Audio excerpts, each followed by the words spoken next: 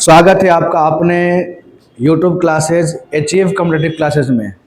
तो आज हम फिर आपके लेकर आए हैं इतिहास का वो 50 चुनिंदा सवाल जो आपके आने वाले एग्ज़ामों के लिए इम्पोर्टेंट होंगे। तो चलिए शुरू करते हैं बिना देरी किए हुए। बोर्ड पे आपको सामने सवाल दिख रहा हो ऑप्शन के साथ। ये आपका इसमें 50 सवाल रहेंगे, वो 50 सवाल जो आने वाले एग्ज़ाम के लिए इम्पोर्टेंट है। ठीक है, तो ध्यान देंगे इस पर। आइए पहला सवाल आते हैं कि जहांगीर कालीन चित्रकार मंसूर का प्रसिद्ध चित्र क्या है। ऑप्शन है बाज, मैना, तोता और मुर्गा। तो इसका जो सही आंसर हो जाएगा वो हो जाएगा आपका ऑप्शन नंबर ए, बाज। ऑप्शन नंबर ए, बाज। आइए अगला सवाल, प्रथम धातु निर्मित नर्तकी की मूर्ति है, हड़प्पा कालीन है, मोहनजोदड़ो का है, बिलारी का है या रायगढ़ का है। तो प्रथम धातु निर्मित नर्तकी की मूर्ति है जो कहाँ से मिला है, वो मिला है आपका मोहनजोदड़ो से। Option number B. हिंदू कवि केशव की कृति रसिक प्रिया का किस मुगल शासक ने चित्र बनवाए थे। सवाल है कि हिंदू कवि केशव की कृति रसिक प्रिया पर किस मुगल शासक ने चित्र बनवाए। ऑप्शन दे रखा है शाहजहां ने, अकबर ने, हुमायूं ने और बाबर ने। इसका सही आंसर हो जाएगा ऑप्शन नंबर ए, शाहजहां ने। चलिए आगे आते हैं। इसका अगला सवाल है सवाल नंबर 4, भीमबेटका में प्राप्त होने वाले शैल चित्र अधिकतर कहाँ बने हुए मिले हैं। ऑप्शन है फर्श पर, मुंडेरों पर, गुफाओं की दीवार व छत पर और गुफाओं के द्वार पर। तो इसका जो सही आंसर हो जाएगा वो हो जाएगा ऑप्शन नंबर सी, गुफाओं की दीवार और छत पे। भीमबेटका जो है जो शैल चित्र मिला है भीमबेटका के, वो गुफाओं के दीवारों पर मिला है और छत पर मिले बने हैं। आइए, दजला फरात नदियों के दोआब में पनपी सभ्यता कौन सी है। दजला फरात जो नदी है उसके दोआब में कौन सी सभ्यता पनपी है। ऑप्शन देखा है मिस्र की, ग्रीक की, भारत की या मेसोपोटामिया की। सही आंसर होगा ऑप्शन नंबर डी, मेसोपोटामिया की। सवाल पूछेगा कि मेसोपोटामिया की सभ्यता किस नदियों के दोआब पर है, तो आंसर हो जाएगा दजला फरात। घुमा के सवाल भी पूछता है एग्जाम में। आइए सवाल नंबर 6, पुर्तगालियों ने गोवा को किस वर्ष में हस्तगत किया, मतलब अपने अधिकार में ले लिया गोवा को। 1496 में, 1510 में, 1524 में, 1556 में। इसका जो सही आंसर हो जाएगा 1510 में। Option number B, 1510। ठीक है, आइए सवाल नंबर 7, भारत में पहला समाचार पत्र किसने शुरू किया था। ऑप्शन है दादा भाई नौरोजी, WC बनर्जी, रविंद्रनाथ टैगोर या जेम्स ए हिक्की। तो भारत में पहला समाचार पत्र शुरू करने का श्रेय जाता है जेम्स ए हिक्की का। ठीक है, आगे आते हैं। बुद्ध ने सर्वाधिक उपदेश दिए थे। सवाल नंबर 8 है, बुद्ध ने सर्वाधिक उपदेश दिए थे। ऑप्शन देखा वैशाली में, श्रावस्ती में, कौशाम्बी में या राजगृह में। तो आपसे पूछा कि कहाँ पर अपना बुद्ध ने सर्वाधिक उपदेश दिए। इसका सही आंसर हो जाएगा ऑप्शन नंबर बी, श्रावस्ती में। आइए, महाभाष्य के लेखक पतंजलि समसामयिक थे। मतलब सवाल पूछा है कि महाभाष्य के लेखक जो पतंजलि है वो किसके काल के थे, मतलब किस शासन काल के समय के थे। तो ऑप्शन दिया है चंद्रगुप्त मौर्य के, अशोक के, पुष्यमित्र शुंग के या चंद्रगुप्त प्रथम के। तो इसका जो सही आंसर हो जाएगा वो हो जाएगा पुष्यमित्र शुंग के। Option number C, Pushyamitra Shunga के समकालीन थे। आइए अगला सवाल है, दिल्ली के किस सुल्तान ने ब्राह्मणों पर जजिया कर लगाया था। सवाल इंपॉर्टेंट, दिल्ली के किस सुल्तान ने ब्राह्मणों पर जजिया कर लगाया। ऑप्शन दे रखा है बलबन ने, फिरोज तुगलक ने, अलाउद्दीन खिलजी ने या मोहम्मद बिन तुगलक ने। तो जो ब्राह्मणों पर जजिया कर लगाने वाला था वो सुल्तान था फिरोज शाह तुगलक। अगला सवाल है कि मैं एक समाजवादी और एक गणतंत्रवादी हूं और मुझे राजाओं और राजकुमारों में विश्वास नहीं है। ये बोला है क्वेश्चन कि मैं एक समाजवादी और गणतंत्रवादी हूं और मुझे राजाओं और राजकुमारों में विश्वास नहीं है। यह वक्तव्य संबंधित है, मतलब ये किसने कहा था। ऑप्शन हो गया नरेंद्र देव ने, अच्युत पटवर्धन से, जयप्रकाश नारायण से या जवाहरलाल नेहरू से। इसका जो सही आंसर हो जाएगा वो हो जाएगा option number D, Jawaharlal Nehru से। आइए सवाल नंबर 12, देश में निम्नलिखित में से किसने मूर्ति पूजा की नींव रखी? मूर्ति पूजा की नींव किसने रखा था? किस धर्मों से संबंधित है? तो जैन धर्म, बौद्ध धर्म, आजीविका और वैदिक धर्म में। तो मूर्ति पूजा का संबंध जो है वो है आपका वैदिक धर्म से संबंधित है, वैदिक धर्म। ठीक है। आइए सवाल नंबर 13, किस वंश के सुल्तान ने सबसे अधिक समय तक देश में राज्य किया? किस वंश के सुल्तान ने सबसे अधिक समय तक देश में राज्य किया, मतलब शासन किया? ऑप्शन है खिलजी वंश, लोधी वंश, दास वंश और तुगलक वंश। तो इसका सही आंसर हो जाएगा ऑप्शन नंबर डी, तुगलक वंश। किसने? तुगलक वंश ने। आइए अगला सवाल देखते हैं, सवाल नंबर 14, निम्नलिखित में से कौन सा स्थान सातवाहनों की राजधानी थी? प्रतिष्ठान था, नागार्जुन कोंडा था, सकल अथवा सियालकोट या पाटलिपुत्र? तो इसका जो सही आंसर हो जाएगा वो हो जाएगा ऑप्शन नंबर ए, प्रतिष्ठान। सातवाहनों की राजधानी कहाँ थी? प्रतिष्ठान थी। आइए अगला सवाल देखते हैं, सवाल नंबर 15,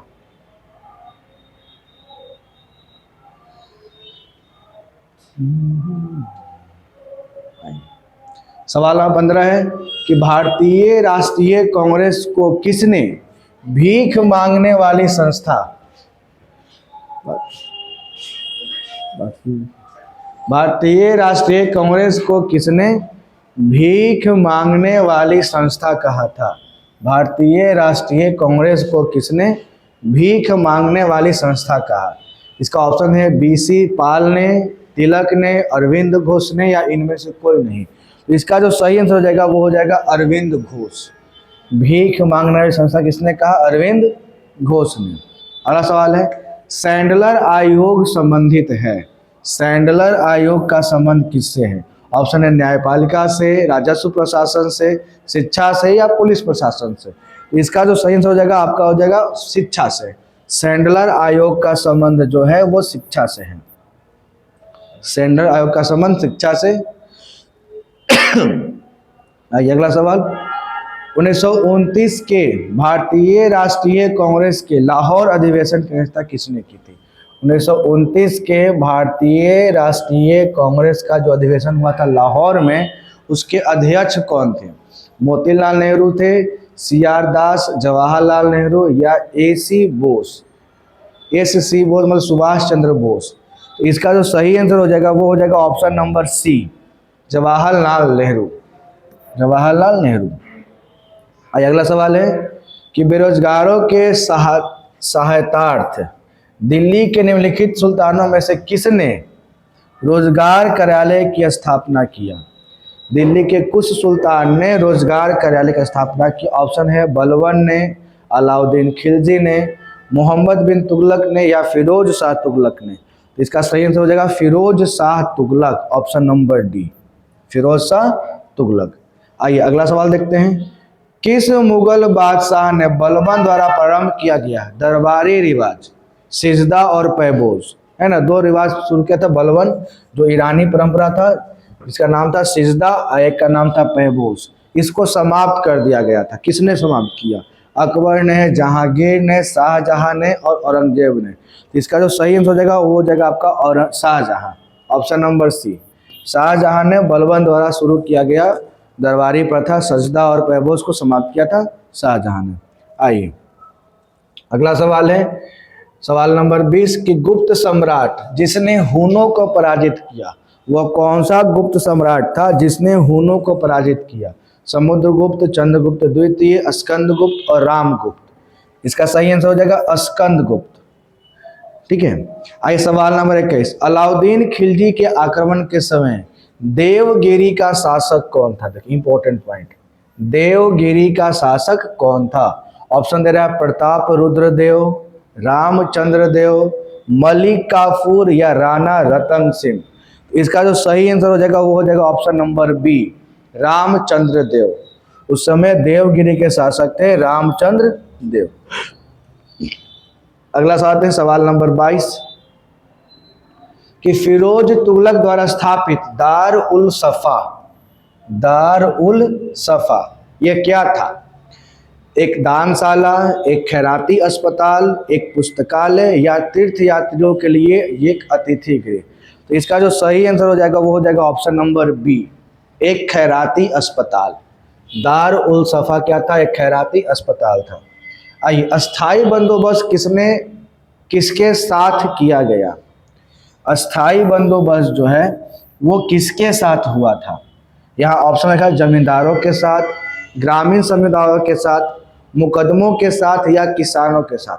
देखिए, जहाँ तक है पता कि अस्थाई बंदोबस्त जो किया गया था वो जमींदारों के साथ किया गया था, जमींदारों के साथ। ऑप्शन नंबर ए।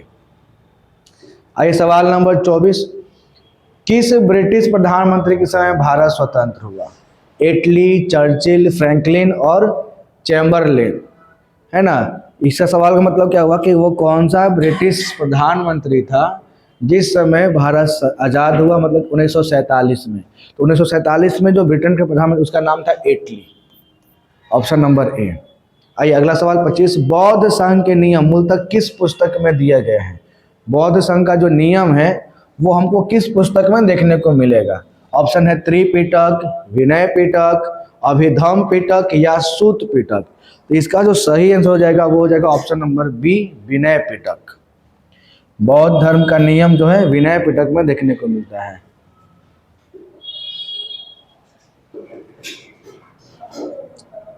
आइए सवाल नंबर 26, सिकंदर भारत में कितने माह रहा था?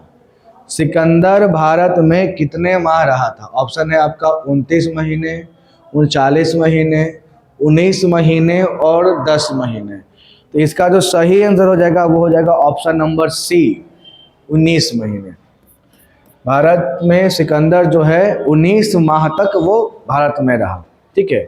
आइए सवाल नंबर 27, तमिल में महाभारत के सर्वप्रथम अनुवादक थे, वो कौन सा अनुवादक थे जो महाभारत को तमिल भाषा में कन्वर्ट किए थे? तो ऑप्शन देखा पेरुन देवनार, कंबन, भारवी और सुंदर मूर्ति। तो इसका जो सही आंसर हो जाएगा वो हो जाएगा आपका ऑप्शन नंबर ए, पेरुन देवनार, पेरुन देवनार। ठीक है। आइए सवाल नंबर आगे आते हैं 28।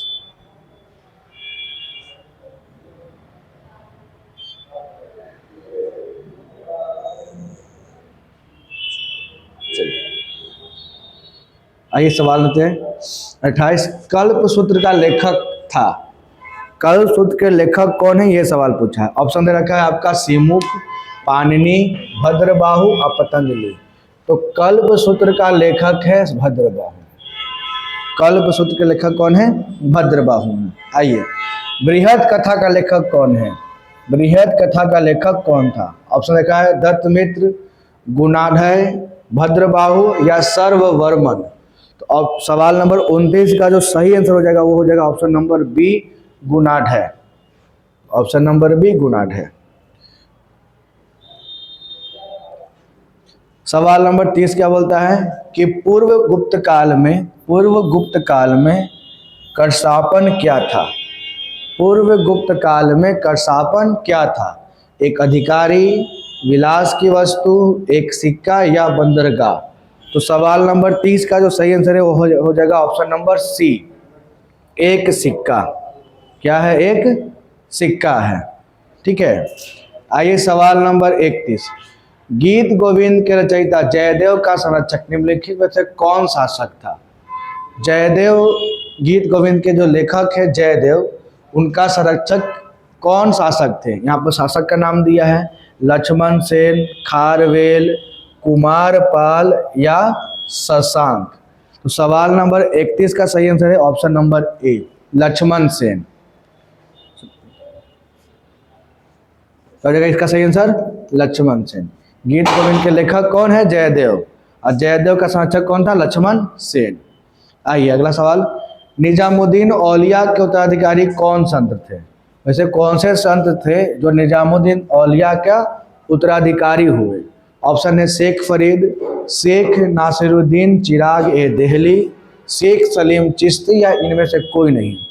तो अब क्वेश्चन नंबर 32 का आंसर हो जाएगा शेख नसीरुद्दीन चिराग ए देहली। निजामुद्दीन औलिया का उत्तराधिकारी शेख नासिरुद्दीन चिराग ए देहली। आइए अगला सवाल है, रैदास सेना और कबीर, रैदास सेना और कबीर जो हैं किसके अनुयायी थे? ऑप्शन दिया है नामदेव, रामानुज, वल्लभाचार्य या रामानंद। तो इसका जो सही आंसर हो जाएगा वो हो जाएगा option number D, Ramanand. Raidas सेना और कबीर जो हैं किसके अनुयायी थे? रामानंद के अनुयायी थे। आइए सवाल नंबर आते हैं 34, तुलुव वंश का संस्थापक कौन था? तुलुव वंश का संस्थापक कौन था? ऑप्शन है नरस नास्यक, इमादी नरसिम्हा, वीर नरसिम्हा या इनमें से कोई नहीं।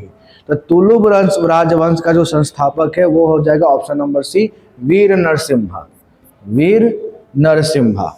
आइए अगला सवाल है 35, गुरु गोविंद सिंह की हत्या 1708 में किस जगह हुई? गुरु गोविंद सिंह की हत्या जो है 1708 में किस जगह पर हुई? ऑप्शन रखा है अमृतसर, कीरतपुर, नांदेड़ या आनंदपुर। तो गुरु गोविंद सिंह की हत्या जो है 1708 ईस्वी में ये हुआ था आपका नांदेड़ में, जो ऑप्शन नंबर सी में दिख रहा है, नांदेड़। ठीक है, अगला सवाल आते हैं, मीर सैयद अली और अब्दुल समद किसके समय दरबारी चित्रकार थे? देखिए अब यहाँ पर मुगल वंश से दो इंपॉर्टेंट सवाल पूछता है कि किस काल को मुगल चित्रकला का स्वर्ण काल कहा गया या किस काल को स्थापत्य कला का स्वर्ण काल कहा गया। तो अगर जब चित्रकला की बात आएगा तो जहांगीर और स्थापत्य कला की बात आएगा तो शाहजहां।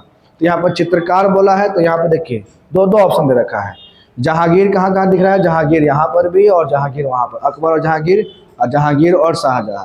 लेकिन इन दोनों में जो सही आंसर हो जाएगा वो हो जाएगा आपका ऑप्शन नंबर ए। लेकिन यहाँ पर तो अब्दुल समद, अच्छा एक मिनट, मीर सैयद अली और अब्दुल समद इसके समय का दरबार, अच्छा ये अकबर के समय का सही नाम दे दिया है अब्दुल समद। अब्दुल समद जो है जो अकबर के समय के प्रमुख चित्रकार थे। ठीक है, लेकिन अगर सवाल पूछेगा कि स्वर्णकाल चित्रकला का तो जहांगीर का, स्थापत्य कला का पूछेगा तो आपका शाहजहां का। लेकिन यहाँ पर चित्रकार का नाम दे दिया है अब्दुल समद, ये थे अकबर के समकालीन, जिनमें से किसी एक को सीरी कलम, एक का नाम जरी कलम को उपाधि दिया था अकबर ने। आइए सवाल नंबर 37, मोकासा क्या है? मोकासा जागीर है, धार्मिक रिवाज है, घुड़सवार सैनिक है या धर्माद है? इसका जो सही आंसर हो जाएगा वो हो जाएगा आपका ऑप्शन नंबर ए, जागीर। मोकासा क्या है? एक जागीर है। आइए सवाल number 38, French east India company की स्थापना किस साल में हुई? ये इंपॉर्टेंट सवाल। फ्रेंच ईस्ट इंडिया कंपनी की स्थापना जो है किस साल में हुई? ऑप्शन रखा है 1664, 1660, 1656, 1680। सही आंसर हो जाएगा 1664। फ्रेंच ईस्ट इंडिया कंपनी का स्थापना 1664 में। आइए सवाल नंबर 39, निम्नलिखित अधिकारी का संबंध ठगी के दमन से, मतलब वो कौन सा अधिकारी है जिसने ठगी प्रथा को बंद किया? ठगी प्रथा को जो बंद करने का काम किसने किया? ऑप्शन है हेस्टिंगस ने, स्लीमेन ने, बैटिंग ने या ऑकलैंड ने। इसका सही आंसर हो जाएगा ऑप्शन नंबर बी, स्लीमेन। आइए सवाल नंबर 40, लखनऊ समझौता किसके किसके बीच हुआ था? लखनऊ समझौता किसके किसके बीच हुआ? ऑप्शन है कांग्रेस और ब्रिटिश सरकार, मुस्लिम लीग और ब्रिटिश सरकार, कांग्रेस और मुस्लिम लीग या कांग्रेस, मुस्लिम लीग और ब्रिटिश सरकार। तो इसका सही आंसर हो जाएगा कांग्रेस और मुस्लिम लीग के बीच, option number C, option number C. आइए अगला सवाल है, भारतीय पुरातत्व सर्वेक्षण की स्थापना हुई थी किसके द्वारा? सवाल पूछा है, भारतीय पुरातत्व सर्वेक्षण की स्थापना किस काल में किया गया? कर्जन के काल में, वेलेस्ली के काल में, विलियम बेटिक काल में या वारेन हेस्टिंगस के काल में? तो इसका जो सही आंसर हो जाएगा वो हो जाएगा ऑप्शन नंबर ए, कर्जन के काल में। भारतीय पुरातत्व सर्वेक्षण किया गया कर्जन के काल में। चलिए अब आते हैं अगला सवाल, सवाल नंबर 42, एक उन्नत जल प्रबंधन व्यवस्था का साक्ष्य प्राप्त हुआ है एक उन्नत जल प्रबंधन व्यवस्था का साक्ष्य प्राप्त हुआ है? ऑप्शन है आलमगीरपुर, धौलावीरा, कालीबंगा या लोथल से। तो उत्तम जो है उन्नत जल का है मिला है आपका ऑप्शन साक्ष्य प्राप्त किया है आपका धौलावीरा से, ऑप्शन नंबर बी। उन्नत जल प्रबंधन व्यवस्था जो है धौलावीरा से प्राप्त हुआ है। आइए सवाल नंबर 43, सांख्य दर्शन का प्रतिपादित किसने किया, किसके द्वारा किया या किसने किया है सांख्य दर्शन? ऑप्शन दिया है गौतम, जेमिनी, कपिल और पतंजलि। ठीक है, तो इसका जो सही आंसर हो जाएगा वो हो जाएगा ऑप्शन नंबर सी, कपिल के द्वारा। सांख्य दर्शन किसके द्वारा? कपिल के द्वारा। आइए सवाल नंबर 44, निम्नलिखित में से किसे एशिया का ज्योतिपुंज के तौर पर जाना जाता है? एशिया का ज्योतिपुंज, एशिया का ज्योतिपुंज। ठीक है, गौतम बुद्ध को, महात्मा गांधी को, महावीर स्वामी को या स्वामी विवेकानंद को? एशिया का ज्योतिपुंज बोला गया है गौतम बुद्ध को। एशिया का ज्योतिपुंज बोला गया है गौतम बुद्ध। आइए सवाल नंबर 45, निम्नलिखित में से किस महिला ने भारतीय तिरंगा सबसे पहले फहराया था? अरुणा आसफ अली, भीकाजी कामा, दुर्गा भाभी या कमला देवी चट्टोपाध्याय? तो आंसर हो जाएगा ऑप्शन नंबर बी, भीकाजी कामा ने, भीकाजी कामा ने। आइए, निम्नलिखित में से किसने रविन्द्रनाथ टैगोर को महान प्रहरी कहा? रविन्द्रनाथ टैगोर को महान प्रहरी? ऑप्शन है मौलाना अबुल कलाम आज़ाद ने, महात्मा गांधी ने, राजेंद्र प्रसाद ने या सुभाष चंद्र बोस ने? तो इसका जो सही आंसर हो जाएगा वो हो जाएगा option number B, Mahatma Gandhi ने। सवाल नंबर 48 है कि युग में समाधान का साक्ष्य कहाँ से प्राप्त हुआ? देखिए, युग में समाधान मतलब कि जोड़ा, पेयर में, मतलब वैसा कौन सा स्थान है जहाँ पर 100 जो मिला है वो पेयर में मिला है, जोड़े में मिला है। ठीक है, ऑप्शन दिखा है राखीगढ़ी, लोथल, हड़प्पा या मोहनजोदड़ो। तो इसका सही आंसर हो जाएगा आपका ऑप्शन नंबर बी, लोथल से मिला है। कहाँ से मिला है? लोथल से। ठीक है, आइए अगला सवाल है जो 48, अष्टांग संग्रह किस विषय का ग्रंथ है? अष्टांग संग्रह जो है वो किस विषय का ग्रंथ है? खगोल शास्त्र का, आयुर्विज्ञान का, दर्शन शास्त्र का या राजशास्त्र का? तो इसका जो सही आंसर हो जाएगा वो हो जाएगा ऑप्शन नंबर बी, आयुर्विज्ञान का। अष्टांग संग्रह आयुर्विज्ञान का ग्रंथ है। आइए सवाल नंबर 49, रानी विक्टोरिया को किस विधान से भारत की सामग्री घोषित किया गया? रानी विक्टोरिया को किस विधान से भारत की भारत की सामग्री घोषित किया गया? ऑप्शन है government of India act 1858, royal tigers act 1876, India council act 1892 या गवर्नमेंट ऑफ इंडिया एक्ट 1919? इसका जो सही आंसर हो जाएगा वो हो जाएगा option number A, government of India act 1858, जो 1857 क्रांति के तुरंत बाद आया था। चलिए, यहाँ है कि पुरी में रथ यात्रा किसके सम्मान में आयोजित किया जाता है? भगवान राम को, भगवान शिव को, भगवान जगन्नाथ को या भगवान विष्णु को? तो भगवान जगन्नाथ को। ठीक है, तो ये आपका इतिहास का वो इम्पोर्टेंट 50 सवाल था जो आपके आने वाले एग्ज़ाम के लिए इम्पोर्टेंट है और इसको पूरा कंप्लीट कर लेंगे। ये हमेशा आपका सीरीज चल रहा है, ये आपका हिस्ट्री का 6ठा सीरीज है। इसके पहले अभी आपका यूट्यूब पर 5 वीडियो अपलोड हो चुका है ऑब्जेक्टिव का, जो आपके लिए इम्पोर्टेंट है।